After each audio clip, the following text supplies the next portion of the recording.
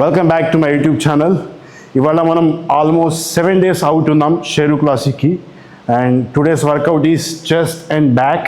చెస్ట్లో మనం only 2 variations చేస్తాం. ఒకటి ప్రెస్ మూమెంట్, ఇంకోటి ఫ్లై మూమెంట్. బ్యాక్లో 3 మూమెంట్స్, ఒకటి pull over, lat pull down and rowing movements. First exercise incline bench barbell press. దీంట్లో మనం 3 sets చేస్తాం. First set warm set, second set and third set working sets. దీంట్లో చాలామంది చేసే mistake, incline bench press చేసినప్పుడు వాళ్ళ హిప్ని పైకి లిఫ్ట్ చేస్తూ ఉంటారు, లేకపోతే బ్యాక్ని బాగా ఆర్చ్ చేసేస్తూ ఉంటారు. అలా చేయడం వల్ల ఇంపాక్ట్ అనేది అప్పర్ చెస్ట్ మీద కాకుండా మిడిల్ చెస్ట్ మీద వచ్చేసింది. సో మీ బ్యాక్ని ఇలా ఆర్చ్ చేయకుండా కంప్లీట్గా బెంచ్కి అటాచ్ చేసి పెట్టండి అండ్ హిప్ కూడా పైకి లిఫ్ట్ చేయకుండా పెట్టుకోండి. అప్పుడే మీ ఇంక్లైన్ చెస్ట్ అనేది టార్గెట్ అయింది. Second exercise seated peg deck flies. దీంట్లో 3 sets చేస్తాం. ఫస్ట్ సెట్ వార్మ్ సెట్, దాని తర్వాత 2 sets అనేవి వర్కింగ్ సెట్. నార్మల్గా దీంట్లో స్ట్రైట్గా కూర్చొని చేస్తే మనకు upper part of the chest అంటే మోస్ట్లీ మిడిల్ చెస్ట్ అనేది ట్రైన్ అయింది. లోవర్ చెస్ట్ టార్గెట్ చేయడానికి ఇలా బాగా ముందు కూర్చొని నీ లోవర్ చెస్ట్కి స్ట్రైట్గా హ్యాండ్స్ని ఉండేలా చూసుకో.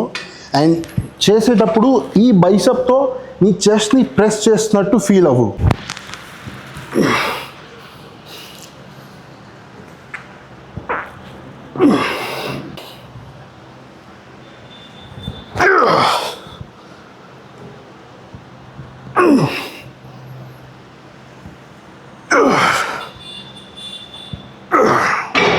ప్రో టిప్, చెస్ట్ వర్కౌట్ చేసేటప్పుడు ఎప్పుడైనా కానీ నువ్వు కంప్లీట్ హ్యాండ్తో పట్టుకోకుండా గ్రిప్ అనేది ఇక్కడ ఉండేలా చూసుకో. అప్పుడు నీ వ్రిస్ట్ మీద ఎటువంటి నెగిటివ్ ఇంపాక్ట్ ఉండదు అండ్ చేసేది మొత్తం నీ చెస్ట్ మీద ఇంపాక్ట్ ఉండేలా ఉంటుంది. ఇంజురీస్ అవ్వకుండా ఉంటాయి. చెస్ట్ వర్కౌట్ని చాలామంది కాంప్లికేట్ చేసేస్తూ ఉంటారు. చాలా సింపుల్ వేలో చెప్తాను. చెస్ట్ని 2 partsగా చేసుకోండి, అప్పర్ పార్ట్, లోవర్ పార్ట్. దీంట్లో చెస్ట్లో 2 types ఆఫ్ వేరియేషన్స్ ఉంటాయి, ప్రెస్ మూమెంట్, ఫ్లై మూమెంట్. ఇప్పుడు మనం అప్పర్ పార్ట్ని చూసుకుంటే దాన్ని టార్గెట్ చేయడం కోసం మీరు స్లైడ్గా 30 degrees పెట్టుకొని బెంచ్ ప్రెస్ పర్ఫామ్ చేయండి అండ్ ఫ్లై మూమెంట్ కోసం లో టు హై ఫ్లైస్ చేయండి. ఇక్కడ మీకు upper part of the chest అనేది టార్గెట్ అయిపోద్ది. అదే చెస్ట్లో లోవర్ పార్ట్ ఆఫ్ ద చెస్ట్ని ట్రైన్ చేయడానికి నేను ఇందాక చూపించినట్టు పెగ్ డెక్ ఫ్లైస్లో బాగా కింద కూర్చొని చేయొచ్చు, లేకపోతే high to low cable flies చేయొచ్చు, ఇదొకటి.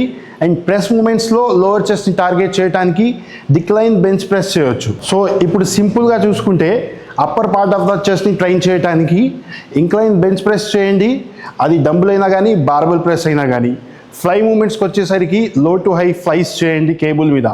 లోవర్ పార్ట్ ఆఫ్ ద చెస్ట్ని ట్రైన్ చేయడానికి పెగ్ డెక్ ఫ్లైస్లో కింద కూర్చొని చేయండి, లేకపోతే high to low cable flies చేయండి.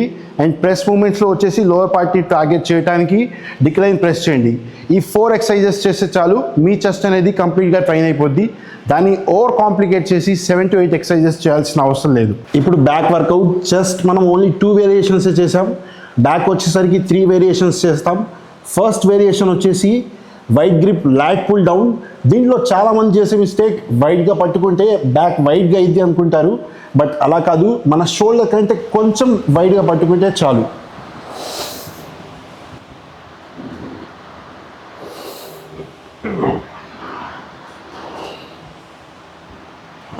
అండ్ కిందకి పుల్ చేసినప్పుడు చాలామంది చేసే మిస్టేక్ ఏంటంటే పుల్ డౌన్ మూమెంట్స్లో కూడా ఎల్బోని వాళ్ళ బాడీకి బిహైండ్గా తీసుకెళ్తారు.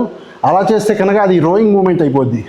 మీ ఎల్బో ఎప్పుడు పాకెట్ వైపుకి ఇలా కిందకి రావాలి, అప్పుడే మీ లాట్స్ అనేవి మంచిగా టార్గెట్ అవుతాయి. చాలామంది రిలీజ్ చేసినప్పుడు ఇలా వాళ్ళ చీక్స్కి టచ్ అయ్యేలా చేస్తారు shoulders.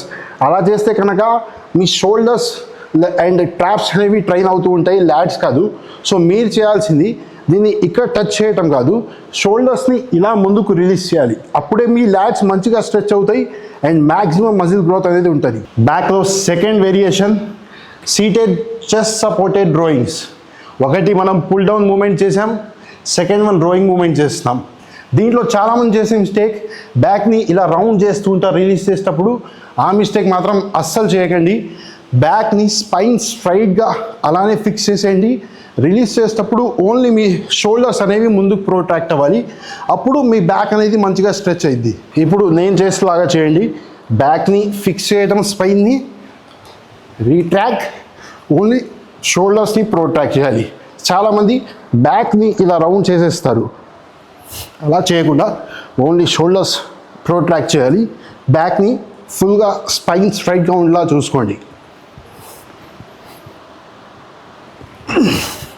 Last exercise of our today's workout session, standing cable pull over. దీంట్లో మనం 2 సెట్స్ చేస్తాం, బట్ 2 సెట్స్ కూడా వర్కింగ్ సెట్స్.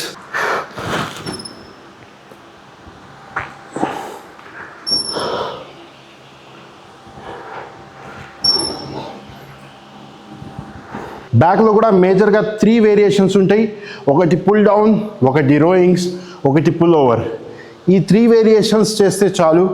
మరీ కాంప్లికేటెడ్గా 8 to 10 ఎక్సర్సైజెస్ చేయాల్సిన అవసరం లేదు. దీంట్లోనే పుల్ డౌన్ ఒక 2 moments, lat pull down machine మీద ఒకటి చేస్తే కేబుల్ మీద ఇంకొకటి, రోయింగ్ మూమెంట్స్ కూడా లోరో ఒకటి, హైరో ఒకటి. పుల్ ఓవర్లో కూడా మీరు స్టాండింగ్ పుల్ ఓవర్ ఒకటి చేస్తే దాని తర్వాత బెంచ్ వేసుకొని సీటెడ్ పుల్ ఓవర్ ఒకటి చేయండి, లేదా లోవర్ బ్యాక్ని టార్గెట్ చేయడానికి ఇంకో ఎక్సర్సైజ్ చేయండి. ఇవి చేస్తే చాలు. That's it for today. ఇవాళ చెస్ట్ అండ్ బ్యాక్ వర్కౌట్తో ఫినిష్ చేస్తున్నాం.